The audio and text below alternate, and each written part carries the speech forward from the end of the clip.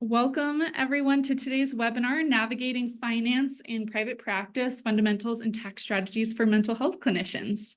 Thank you all for registering and being here with us today. We'll start with some introductions. My name is Sarah McGuire-Fisher. I'm the Marketing Manager and Community Lead here at Osmind. Today we're joined by Dr. Carleen McMillan, our Chief Medical Officer, Rick Wilkens and Brian Nuttall, both CPAs and financial advisors, joining us from In Tandem Wealth and Tax. Without further ado, I will pass it over to our moderator, Dr. Carleen McMillan, to introduce Osmind, the host of today's webinar. Well, thank you, Sarah. And I know we have some folks here who are Osmind customers and others that may be less familiar, not familiar at all. So Osmind is an electronic health record and technology platform purpose-built for mental health clinicians. We serve general psychiatrists, as well as all different types of mental health clinicians that are offering breakthrough treatments like ketamine, TMS, and then more traditional psychiatry, just medications and therapy. And it really is an all-in-one platform, everything from practice management to measurement-based care, claim submission, scheduling, all the bells and whistles, really meant to be a turnkey experience for your practice. And part of the reason why we have webinars like we're having today is because we have many practitioners who are maybe early in their private practice journey, just starting out, looking for tips as to get started, or more experienced ones that are looking to just level up their expertise. We have a very active practice community as part of Osmind as well. And so we really want to do support clinicians well beyond just being your EHR, really being your kind of one-stop shop for important information. And I thought today's topic was particularly top of mind with tax season approaching. And it's one area where, although I have a lot of expertise in psychiatry, I definitely like to lean on expert colleagues like we have today for financial and tax information.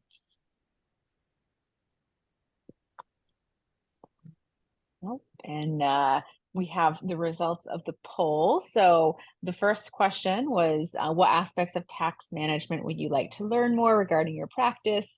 Unsurprisingly, 54% said all of the above. So we will be touching upon maximizing deductions, understanding different types of business structures, as well as some record-keeping best practices. And then how do you currently handle tax preparation? Looks like the majority of you do use the employ of a CPA. Several go on their own, and then others are not quite sure yet. So hopefully today's talk will help steer you in the right direction. We will go over financial essentials for private practice, various different types of tax strategies. Keep in mind, this is not financial advice. It's more meant to be educational. We happen to have two amazing financial planners as well. So they'll be talking about retirement planning and something I think, sometimes in our day-to-day we get caught up in, and it's really important to plan for our future. So I'm looking forward to that. And then finally, at the end, we will have some time for questions. You can feel free to submit questions throughout, but we will try to hold them to the end unless there's something that needs like immediate clarification.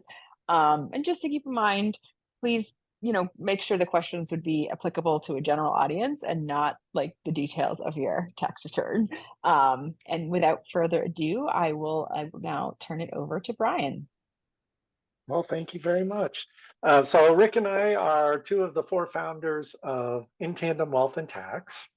We started In Tandem Wealth and Tax with the idea that, people really need a full rounded view of their financial, tax, all those issues.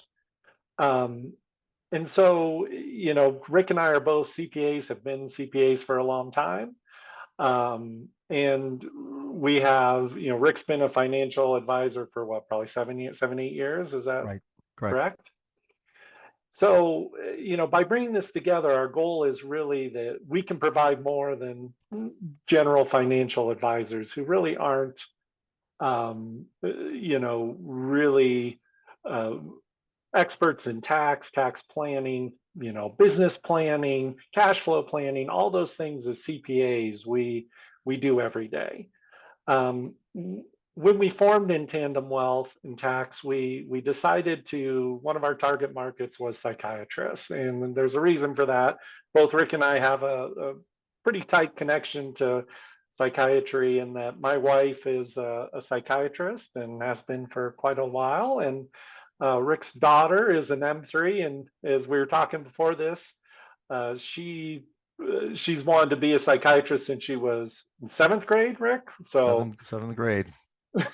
so we felt this was a great community for us to help. And one thing we do know is we work hard to listen without judgment. We understand the profession and really help guide all aspects of your financial life. So let's go ahead and move slide, Sarah. So Rick is going to go over the financial essentials for private practice. Rick's practice is not just in tax, but he also does assurance work, which is audits and valuation. So he has a really well-rounded and deep experience in this area. So go ahead, Rick. It happens when you get older, Brian. Those years of experience just start building up, right? So it's great, having everybody on the webinar today. And I know, looking through the slides, I think the primary focus is on the tax side, which Brian is going to cover after my piece here. But the financial essential piece is important because it gets you to the point of tax planning and tax preparation. And then there's some other things as well, just in general running of a business, which I know now that in medical school, well, I know two things. One, tuition is a lot of money, and it's also it's not taught right in the school for any of these tax pieces or accounting or how to run a business part. So basically, on the financial financial, let's call it reporting, record keeping area, things that are important are to actually do it right and to do it regularly for your practice, for using things like QuickBooks, which are very easy to use. We suggest separating everything from personal accounts, right? So you would set up your personal entity, let's call it, where you're the sole proprietor of this, maybe a sole member LLC. Keep a separate checking account, keep a separate credit card statement, and that's the information you would just upload to QuickBooks every month and get things reconciled, get things in order. You could track all your income, track your expenses, which as time goes, that will help you provide budgeting for the entity. That will help provide an analysis to help you with cash flow, because it's similar to your personal, income and expenses. When certain things are going to hit, right? Your mortgage payment's going to hit, or a rent payment, a car payment, when that's going to hit. The same thing is going to happen in your business, and basically you just need to have control of that. So if your income is steady and you can't take it all out at one time. If listen, I've got liability insurance to pay, every quarter or whatever it might be. So you got to reserve some money on the side for that. The one piece that seems to miss out quite a bit, not just in the medical field, but in other fields, is putting money aside for taxes, which we'll also, talk about. And when you're self-employed in a situation, like this, there's income tax, there's self-employment tax, and could be state tax depending on where you're located. So those are things that we just need to get in, like a monthly column, right? Here's what's coming up, just so you know what's happening and when it's going to happen. Then it becomes a question of, okay, well, how do I get paid, for this? Because you are getting, you'll get I'm assuming in some cases here, you'll get a 1099.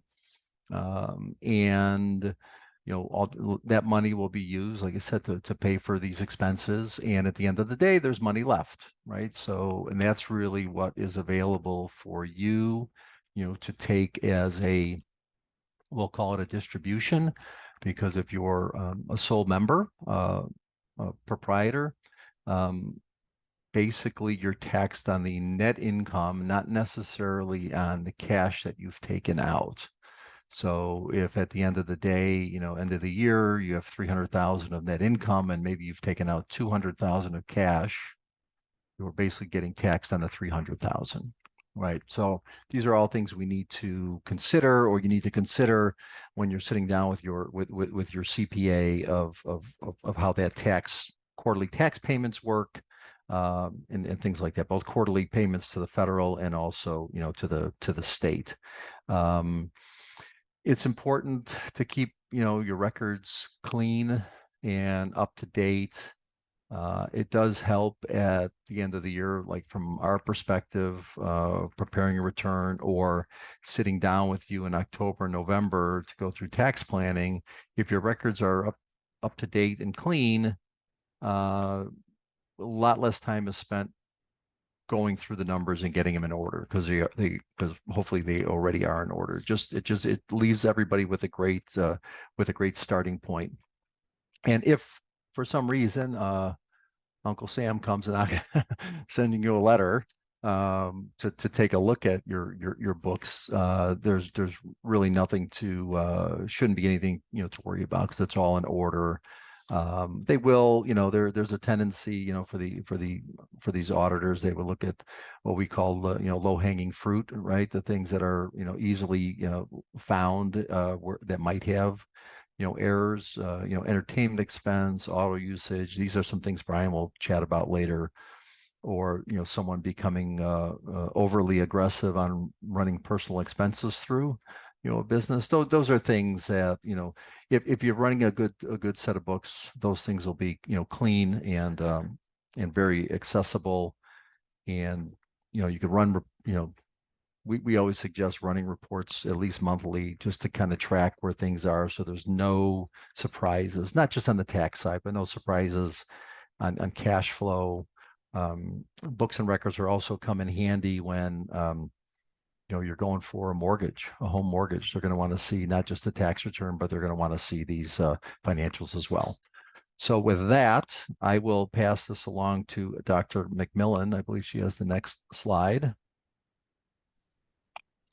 Sure. So yeah, I just wanted to back up a little to Sure. kind of the before QuickBooks part, right? Because Mhm. I think the cash flow for most of us is going to start to flow through the electronic health record system. Unless Okay. you're using like pen and paper, Mhm. most of us are going to be using EHRs, and I think it's important when we're evaluating different EHRs to make sure that they're going to be able to provide the type of financial reports that we're going to need to run our business. And I think one thing we have within Osmine, we have an area called Osmine Analytics, where we're able to do some built-in reports as well as custom reporting, so you can kind of slice and dice the numbers for what you need. Certainly does not replace QuickBooks, but it really gives you a good idea of where the money is coming in for different types of services. And I think importantly, if you're a practice that has more than one clinician, one of the challenges that we used to have with prior EHRs was that it was not always super clear what each clinician was bringing in. And so to be able to break that down really clearly in your EHR is important, to be able to see what fees you're paying on credit cards that are being processed through your system, all of those kind of things. We have an our EHR, and others do as well, but I wouldn't assume that they do. Some are much more focused on just sort of bare bones clinical charting. And just like medical school, it's unfortunate medical school doesn't have the business training. You really do need to think of your EHR as having that business component as well. It's not just for clinical care. If folks are curious about Osmine in particular, you can go to our website and book a demo with one of our lovely sales associates. And we use this in our practice, and it definitely helps us get some visibility month to month as to what money is coming in and from where. All right, back to you. Great, thank you. So, before I jump into this, I think Rick and I are a big fan of KPIs for sure.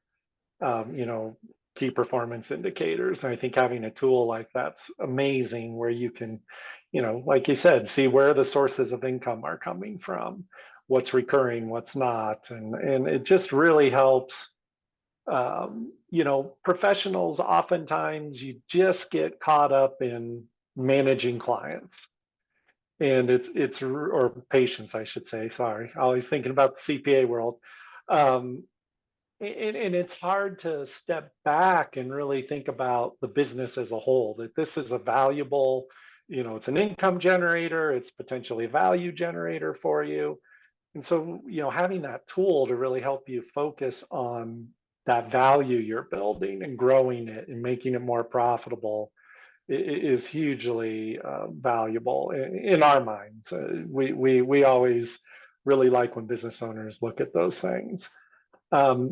So I'm going to jump a little bit outside this slide because I heard Rick talk about estimated tax payments, and I know that is often an area we get a lot of questions and concerns and apprehension about when people are converting from a traditional W-2 employee to either a member of a practice or a sole proprietor. And, there's a huge amount of fear of, I'm going to screw this up. The IRS is going to come get me. I'm going to get thrown in jail. And how am I ever going to do this? So, estimated tax payments, really the theory behind them is the IRS doesn't want to wait for their money, right? So we all know tax returns are due April 15th. They don't want to wait till April 15th to get their money. So they require estimated tax payments. And there's several ways to do it. They're quarterly.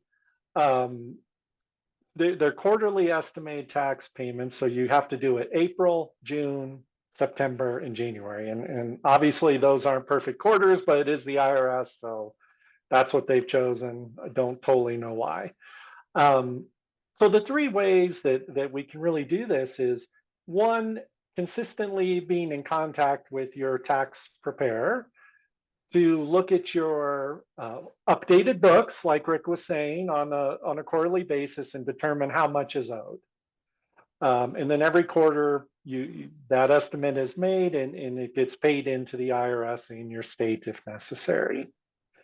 The second way is we can just base it on prior year, what your prior year tax was. So there's what's called the safe harbor rules. And essentially it just says, look, if you pay in equally, and we'll use the 110% number, 110% of the prior year total tax through estimated tax payments, you can owe millions of dollars on April 15th and we won't penalize you. So that's one way, if you want kind of the easy button to not worry about estimated tax payments, that's a handy way of doing it. As long as your business is growing or staying at least even, that's a great way to do your estimated tax payments and get it off your mind. The last way, and this is the way I do it, is as we take money out of our business, we hold back a percentage of it into a separate account. And then at the end of the quarter, we pay those dollars to the Fed and to the state. And then in December, when everything's kind of settled, we've seen the year, we do an estimate. I don't have to go to my CPA, I am my CPA, but we do our estimate, we figure out how much is owed, and we pay that additional amount. And usually we're overpaid some, but I use 40% because it assures we're going to have money, or at least very close to the amount of money to pay the IRS and in the states. What I tell a lot of my clients is, you've got to plan for estimated tax payments and for taxes. The last thing you want is the IRS and or a state to be your creditor. That's something that can snowball very quick and become really a huge monkey on your back. So, I think really making sure you plan for estimated tax payments as you are earning the dollars will help ease a lot of that anxiety of going out on your own. And after a year, maybe 2 years, you'll see it's pretty routine and it's not a big mystery. So jumping back, Rick and I kind of thought about what do we get a lot of questions on from clients who are, business owners, service providers, doctors. And so these were kind of the big areas we came up with. And the first one is really entity selection. So one consistent question or comment we get is, we'll get a client coming in and saying, I got to form an LLC. We go, okay, why do you have to form an LLC? Well, because I need to be able to deduct my expenses. So the first thing I just want to make clear is that the type of entity you are does not dictate whether you can deduct expenses. The fact you are running a business allows you to deduct your expenses. So you can be a sole proprietor, which means you have no entity whatsoever. It's just you working under your name. You can be an LLC, which is a limited liability company. Same thing, same expenses. You can be an S corporation, or in very, very rare instances, you can be what's called a C corporation. And, we're going to ignore that one for this presentation because it's so rare you use that. In the tax world, it's just it's just not tax advantageous. So there's very few situations that we're going to use that. The second part is oftentimes we hear from clients, I'm an S corporation. Well, why? Well, because my friend who's a doctor formed an S corporation, so I formed an S corporation. Or, my parents told me to. So, I think it's more complicated than that. And what I would encourage you is, as you're talking to your attorney or CPAs, you're researching it. If somebody isn't asking you a lot of questions, the chances of you getting in the right entity are greatly diminished. It's kind of like throwing at a dartboard. You may hit the bullseye, you may not. The more questions and thoughtfulness that can be put into this, the better chance you're going to get to the right entity. So the things we like to consider are, what's your current plans for, are you going to be the sole owner? Are you going to bring in another partner? What's your longer term plans? How are you going to get out of this business? Do you plan to, sell it to junior employees? Is there some opportunity to sell it to a bigger entity? I don't know if that would happen or not. What's your longevity in this? How long are you going to do it? What type of income do you expect from this business? How much do you think you're going to make now and in the future? How much complexity do you want? Right? Some of these, a sole proprietor, a limited liability company, are pretty darn easy to run. You still need your books, you still need your separate bank account, but you don't have to do things like payroll for yourself. You may not even need a separate tax return. So there's complexity on that side, and then the tax savings. What we also often talk to new business owners, new doctors, new psychiatrists, is there's a progression of entities in the tax world. So it's very easy to be a sole proprietor or an LLC taxed as an individual or as a partnership. Once we make that jump to an S corporation, we are pretty much stuck as an S corporation. Without tax cost, we can't revert back to an LLC. And maybe we don't ever need to, but occasionally we run into situations where that wasn't the right decision and now we're stuck. So really having somebody help you understand, well, let's maybe start in this basic entity and then move through. So, I think on the entity selection, again, it really is important that you get good good help. Somebody's asking you questions and not just, for lack of a better word, diagnosing the answer for you without understanding it. So let's see. The second one, we picked out a few of the deductions that maybe aren't as straightforward as, I went and bought, a computer for my work, or, a bunch of pens, whatever it is that you're buying that's pretty clearly business. So the first one we wanted to talk about was cars. We get a lot of questions about, well, I was at a cocktail party and my friend said, well, I just bought a, Mercedes and I expensed it all in my business and it's great. I have this car and I wrote it off. Well, maybe not. Unfortunately, in the tax world, there's a lot of cocktail talk, as I like to call it, where everybody's saving all these taxes, and whether they are or whether they're doing it correctly is up for debate. So cars are deductible, but they have to be used for business. And so how it's required to determine you're using it for business is keeping an auto log. And that log really needs to track any business use of the car. And in the IRS, ideally what that log would show would be starting mileage, starting location, ending mileage, ending location, and business purpose, and obviously time and day, which is a burden, but there's apps to do this. It's important to note that commuting from home to work is not business, that's personal.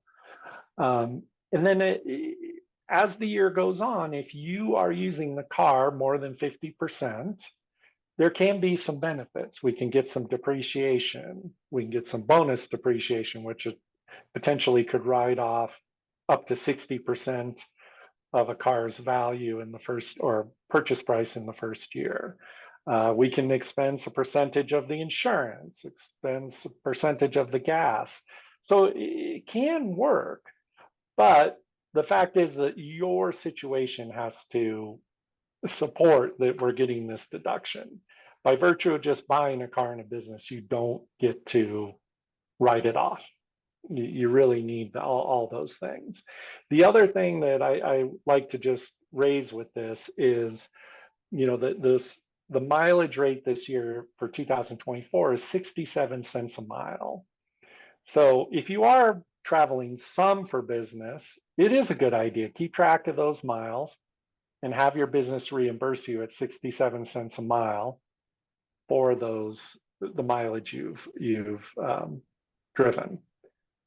How are we doing time-wise? Sorry. Okay, I think we're pretty good. We're good. Yeah, we're good. I'm sure we have Okay. some questions already lined up, so we're good. All right, I'll try to work quickly through. Another one we hear a lot about is home office. Home office it seems like it should be an easy concept. It's fairly complicated. I won't go too deep into it. The big keys are, you need an area in your office that's exclusively used for business. And that's a pretty high bar. So we tell people, remove TVs, remove, anything personal from that area. It needs to be exclusively for business.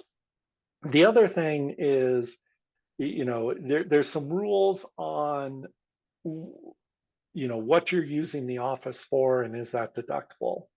If I have an office in an office building, and occasionally at night I come home and I, do notes at home, that's not a home office, because really your principal office is at your place of business.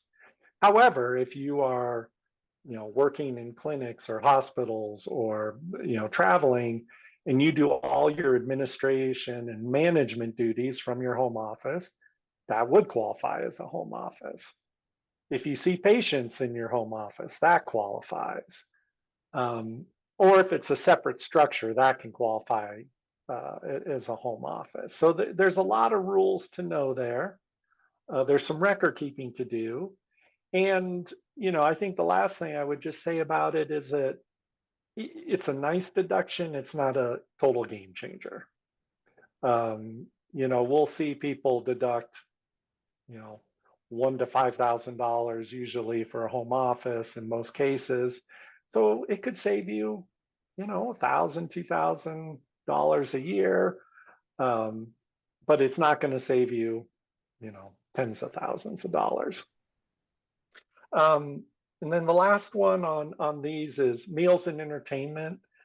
Through 2025, pure entertainment expenses are now 0% deductible. So, a lot of questions we get. Well, can I deduct my country club membership? Can I deduct my basketball tickets? The answer is no, you can't.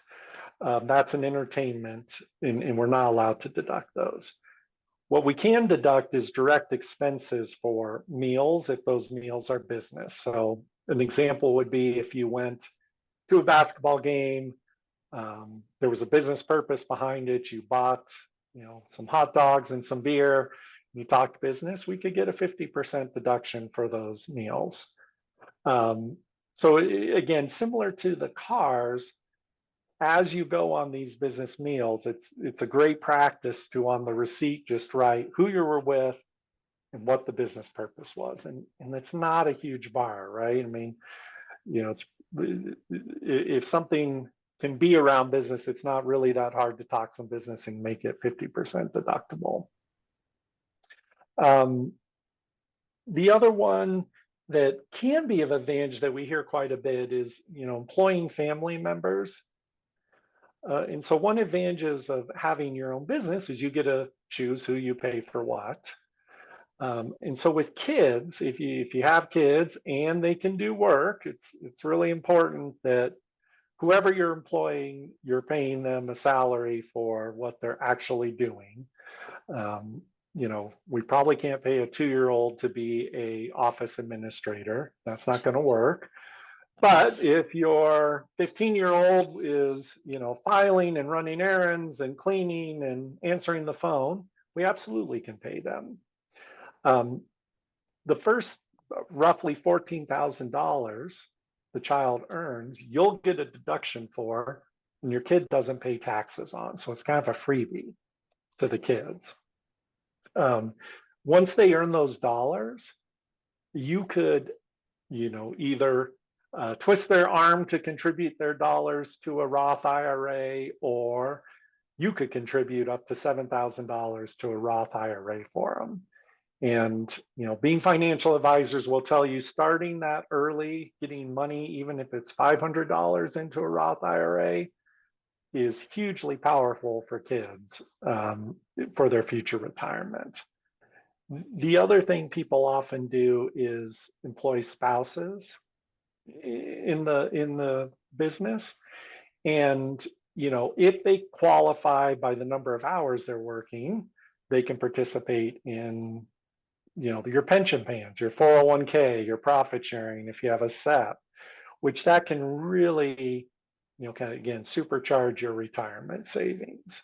So something to think about. But again, we highly advise that don't make it a sham. Have them do work. Have at least a reasonable argument that they're getting paid a fair wage for what they're doing.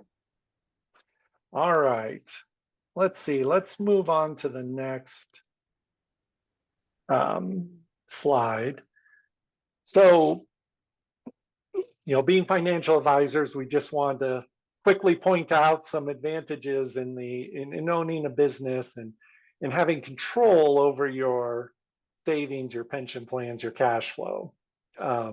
So, as a business owner, you get to choose if and what type of retirement plan you have. So most of us as employees, we're most employers have a 401k plan. And the current 401k limit is you can put in $23,000 a year if you're under 50. If you're over 50, you can add another $7,500. So, somewhere between $23,000 and $30,000 can go into your 401k. Your employer maybe offers a matching contribution. Those can be 2, 3, 4% depending. and maybe a little other benefit, but really that's pretty generous for most employers. As a business owner, and subject to some covering employees issues, which we'll talk about, the total amount you can put into a pension plan is $69,000 a year. And if you're over 50 and you have a 401k plan, we get increase that by $7,500. So, I mean, that's a huge amount of money. If you consider you did that for 10 years, without growth, you're at $700,000+ saved for retirement. So it's a great way to really plan for your future. There's two general type of plans we see people use: a 401k plan with a profit sharing plan. So again, this is something that's hard to remember all the details, so I won't go too into the details, except to say, the way to think about 401k plan is it's complicated. There's high cost of compliance, but it can allow a highly compensated person with employees to get more money into their retirement savings than necessarily the employees do as a percentage of wages. And it gives everybody a choice. Your employees can choose to do what they want to the 401k, and you can choose what to do into the 401k for yourself. There's the simplified employee pension plan, which we all call a SEP. So SEPs, the best thing to think about that is very easy. There's a half-page document to sign. You set up an account, and you make a contribution that's due by the due date of your tax return for the prior year. The difficulty with the SEP is that if you have eligible employees, you have to cover your employees at the same percentage you're contributing for yourself. So if you contribute 10% for yourself, your employees get 10% who are eligible for the plan. So there's always give and takes with these different plans, but again, getting some advice and really going through what's going to be the best for you can really help your retirement. We often hear about two types of IRAs, and these are also in 401k plans. There's Roth 401k, Roth IRAs versus traditional.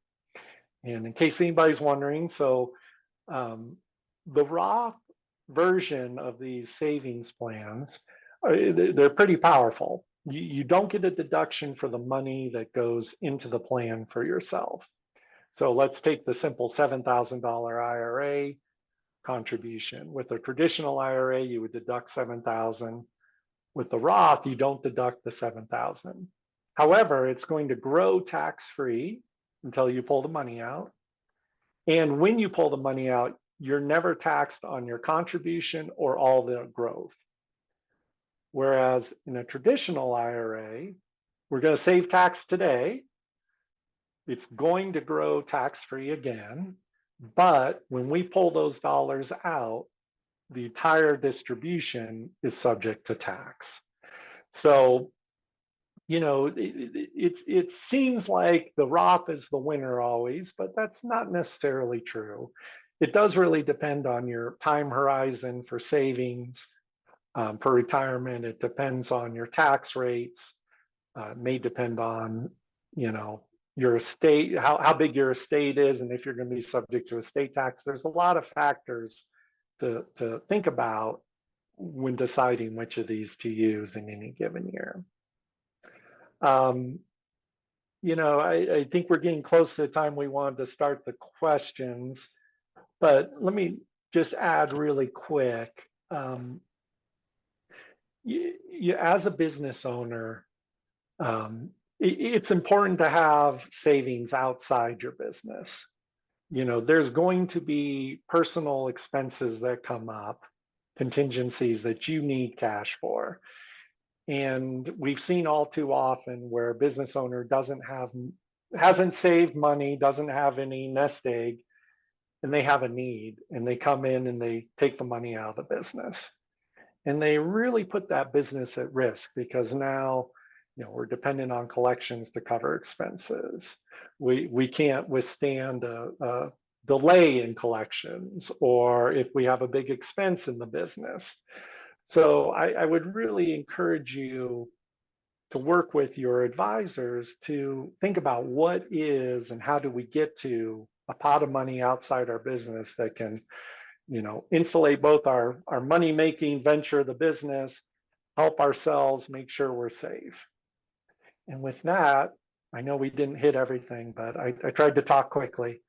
Maybe we can go to questions. Does that make sense? Sure. Yeah, that would be great. So I think we've got quite a few questions. So the first question has to do more with business structure formation. So we have a question about registering your entity as a nonprofit. I have heard this question come up as well. What is your take on registering a clinical practice as a nonprofit? You have to really want to do it for charity. So there's a lot of rules around nonprofits. One is there's no personal inurement, right? So as an employee of a nonprofit, you can be paid a salary. And that salary is subject to scrutiny based on what you're doing and what's reasonable wages. Any money the business earns net, yes, it would be not subject to tax, but you would have to use those dollars ultimately for a charitable purpose. So I think it's wonderful if you really want to start a charity. If you're doing it to avoid tax, I think you are making a bad mistake. Mm-hmm. I have seen circumstances where someone has a main entity and then they also have a nonprofit for some aspect of their work, Sure. right? And that seems like maybe a happy medium, but Yeah. Again, I think as more long as overhead. as long as you want what's going into that nonprofit to be for charity, and that's your, donative intent, and I think it makes sense. It is expensive. There are a lot of hoops to jump for. There's a lot of reporting. And also the other thing to know is charities report on a Form 990, which is subject to public inspection. It has a lot of information in it. So if you're Like your private, salary and all that. Mhm. Yeah. if you're if you're You're private, that's open book. not the best answer. Yeah. Got it. Okay, very good. And then a question about registering the LLC. Does it have to be registered in the state in which you practice? Yeah. It doesn't, it can be formed in any state, but you do need to register it either as formed in your state or as a foreign entity in your state. If you don't, you really don't get any of the liability protection. So liability protection is really state by state, and you have to comply with their rules to get that liability protection. So yes, you should register in your state. You should And if you're in register in your state. California, I'm sorry. Right. You're gonna pay a lot Why of- is that? Why is that? A lot of money. Yeah, they have fees and high taxes, and so All right. So, yeah. corollary question from the same person. What is a good state to, if you're just, I guess, agnostic to where you can open up a practice, what might be a good one to open up in? Honestly, I think for most small businesses, I would go the simple route, open in your own state. You don't have to get a registered agent in the state you're warming in. You don't have to, it's just a pain. So I think the path of least resistance is just file in the state you're in. If it's a enterprise like Osmine, that's a different discussion. Yes. Yes. That's the thing. So- So Osmind is actually, this gets into the nonprofit thing. So Osmind is actually organized as a public benefit corporation. It's a C Corp, it has investors, it's not a clinical entity, so it can take on non-clinical investors. And a public benefit corporation, I think, is very interesting because then the public's a stakeholder and you can make decisions that are good for the public, not just for the shareholder. But it really wouldn't make sense for an individual practice. But I am curious about We have people in solo, small practice, but then we also do have folks who are looking to build maybe a scalable practice with multiple sites and a whole thing, and then they form their professional corporation for their practice, and then they form the management service organization on top of that. Can you just comment on like what that is and if there are any different considerations for that? Because that could be like a public benefit corporation.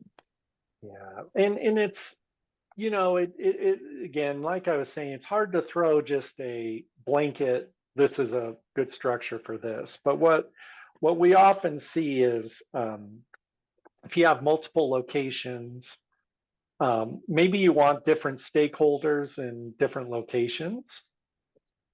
What people will do is each location is a standalone entity. Maybe it's an LLC, maybe it's a corporation, maybe it has different owners.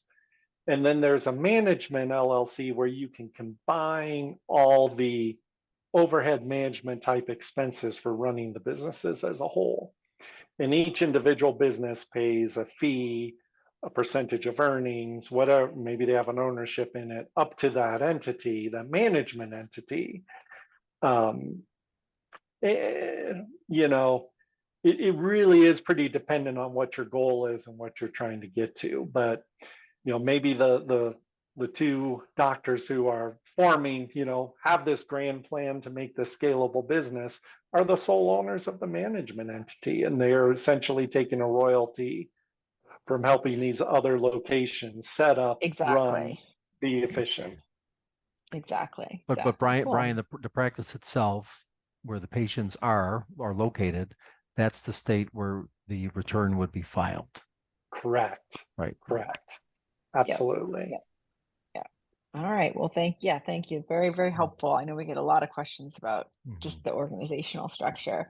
Question, go into a little bit more detail about the benefits of employing a spouse. Sure. So we will tell you your spouse shouldn't be your bookkeeper unless they're really a bookkeeper. I was going to ask Rick about that when he was talking, but correct, Rick? Probably not a good idea. But so if you have a 401k, we said that let's use the $23,000 is what an employee can put into the 401k. If your spouse is working enough to qualify for the plan, which is flexible, oftentimes it's 1,000 hours a year, you could pay the spouse $30,000, of which 23,000 of it goes into their 401k, and you will, we get a deduction for the whole 30,000 as the business, but as the family, you're not going to pay tax on the money that went into the 401k.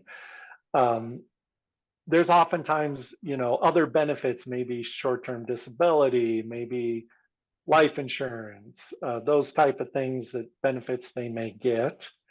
So it's a way to, have a reliable part-time employee that you can use pension plans to help, defer some tax. And, whether you believe in Social Security or not, sometimes spouses don't have a Social Security record or enough, quarters of service to qualify for Social Security. So that's a way they can also get some additional quarters of service for Social Security. So it can be strategically Yeah. deployed. Yeah. And then sometimes you probably really shouldn't work with your spouse. That's always a consideration. We're all psychiatrists here, so I think we can imagine that. Yes, I have a sort of semi-related question. My spouse is also a psychiatrist, so we work together, so it's a little different. But when we go out to dinner, I would like to think that we talk about non-work things. That is not the case. We generally talk about work things, but we don't typically deduct those things. But if it was a business partner who was not my spouse, I would. So what do you recommend in those circumstances? I know a lot of couples. Spouse? Yeah. Where's your spouse? And like you legitimately spent, sadly, 80% of the dinner talking about business. Yeah, no, I get it. I will be interested to hear Rick's opinion too on this. My thought is, that you got to be a little careful, and the key is documentation, and the key is not to push your luck too much, right? So maybe it is, once a week we have a scheduled dinner where we have an agenda and we go and Yep. we talk business, and that's what we do. And then, the rest of the week, yeah, we probably are talking about business, but we don't write it off. Mhm. I think, there's always, well, I don't know. I'd like to hear what Rick's thoughts on it Yeah, also. well, yeah. So I do have a client. It's a husband and wife own a company, an S corp. They're not in the medical profession, but that question comes up quite a bit. Now, the husband is very liberal as far as expenses go, and she's very conservative and afraid she's going to jail at the next turn, right? So, which is somewhere in between, right, is where you need to be. So what they do, and she's brought this up to me, and what they do, or actually what she does, is she'll kind of just do a little quick recap of what they talked about in like some notes and put in a I file love somewhere, that. right? Just Mhm. in case, right? Just in case, like it's one of those things when if you ever um, get audited. It's a matter of if you can. Brian was mentioning the car expenses as well, and in this case too, they could say, well, where's the documentation? You say, oh, well, here's here's what we talked about on February 2nd when we went out to dinner. Here's what we talked about and everything else. And 9 times out of 10, I think the IRS auditor is like, okay, well, you got your stuff together. Yep. So we're not going to go, maybe they go a little further, but that's it. But as soon as that opening is there, they're going to go right into it, right? So Mhm. I just think it's and in my example, the husband couldn't care less if they would go into it more or whatever, and the wife is like very, which I mean, she's the bookkeeper part of the organization. She just nails this stuff perfectly. So it works. It works that way.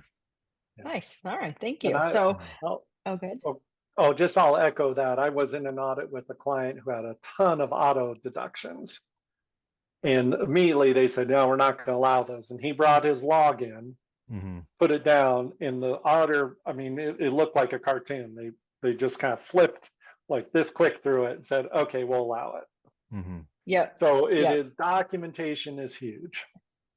Yep, I agree. So, I actually went under, our business was audited for 2019, and we had a huge growth in the company, many employees, many conferences, and I had really good records. And the woman was like, "Can you just come work for us?" Yeah, right. Like Yeah, everything exactly. was Yeah, fine, but we were right. able Yeah, to be like, "Nope, we really did go to those conferences. Like we did those things. Here's right. the picture of us at the conference." Like it was all fine, but we did have to have that record, or else it would have been a big problem. So great. Well, thank you. Income limits for Roth IRA contributions. I think, can you just oh say boy, I don't have those off the top of my head. Brian, it? I saw the question and I looked them up. Oh, Amazing. go Rick. So Teamwork. for 2023, right, for married filing jointly, it's 228,000 and single is 153. This is modified adjusted gross income. So it's a little bit different than the adjusted gross income, some add backs there.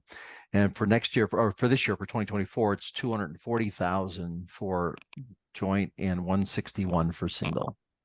All right. So Thank you. yeah. All And right. there's some tricky maneuvers like a backdoor Roth IRA Mhm. and some And, other things. right. So, And there are some other plans like cash balance plans, which are a little, more set to put away more money, but there's limitations, to those as well. So there's other ones than ones that were on our list on the slide.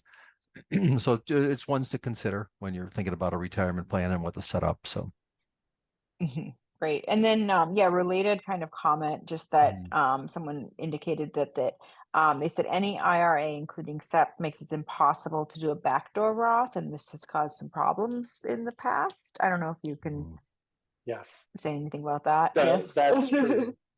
That is true. You know, if you have money in an IRA or a SEP, then yeah, backdoor Roth is, you're going to cause yourself tax. However, if you're an employee and you have a 401k and that 401k allows a rollover, we might be able to move that IRA and SEP dollars into the 401k, leaving you with zero, and then you could do the backdoor Roth. Mhm. Um, Got it. But All that right. is a great comment, because I will say a lot of accountants don't understand that Mhm. that's an issue.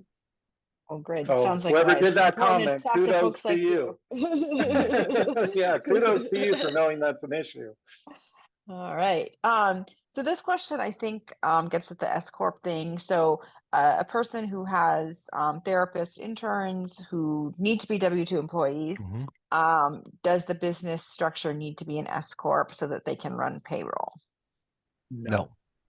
No, you can run that from an LLC You or could run it from, anything, right? an LLC, right? Technically is a limited liability company, right? So there's an election of either doing a partnership. I might be overstepping my tax bounds here, Brian. No, go. You got it. Overstep, either electing to be a partnership or an S corp, right? You could be a C corp too, but let's just focus on S corp or partnership. In the case of a one partner, right, a sole member, it's really disregarded, so you don't file the partnership partnership return, tax return. You file it on your Schedule C of your personal return, but it's run as a business, separate business, where you have a separate ID number, and you can run payroll from there. From there. So you And don't need along the need to have an S corp. You don't need to have an S corp. And then I think a similar question that comes up just for people that are maybe in solo practice, where they run payroll for themselves for a certain amount, but then they also take owners Mhm. disbursements. Like the amount has to be like reasonable for the Right. W-2. Just For quick two yeah. sentences on that process. Okay. For a sole member, for that disregarded entity on the Schedule C, and in a partnership, you're technically not allowed to take W-2. For an S corp, yes, Yes. but not for a partnership or for a sole member. Mhm. Okay. And It's and all in the just S corp, the reasonable comp, there is no great answer to that. Mhm. Our view is we try to get, kind of a 50% wages, 50% distributions in a lot of cases, or if there's a ton of income, we try to get to a level above the Social Security wage base, and so that there isn't a lot of advantage for the IRS to challenge it. Mhm. It's a tough challenge for the IRS, except for in really obvious cases, Mhm. where you Where have a it's like doctor really taking, egregious. where they're taking $20,000 of wage and, 500,000 of distributions. Well, that's not going to fly. Okay, but like Mhm. 50-50, something like that, would obviously Yeah. consulting with someone like you would be past the Yeah. test. Yeah. Good. I mean, you're always taking a little risk, but we've been pretty fortunate. I think we Mhm. haven't seen any issues with that.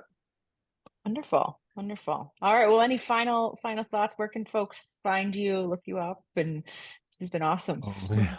Well, I think is our contact info is part of the packet Yep. somewhere, I I think it'll think. get So sent yeah, out. Mhm. so they can certainly email, if they wanted to have a chat.